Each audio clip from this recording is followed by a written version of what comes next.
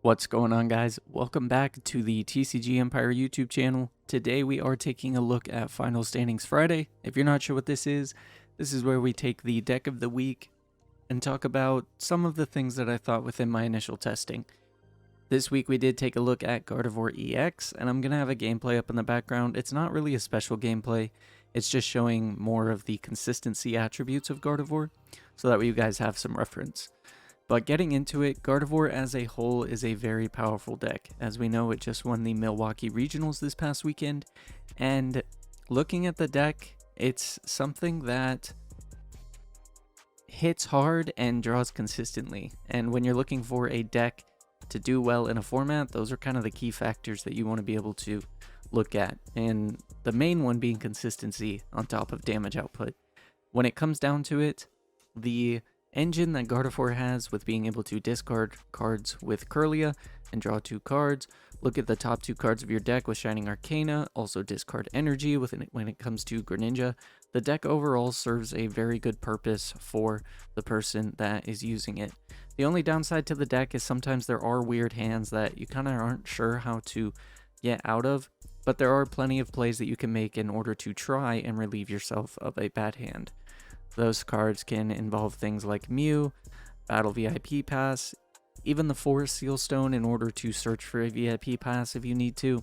Overall, it doesn't really feel like there's really anything bad when it comes to this deck.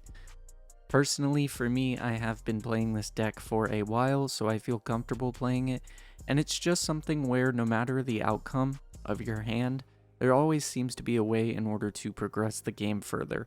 There's only a few times where you'll draw a handful of supporters and one Pokemon and not really be able to do much or get dunked.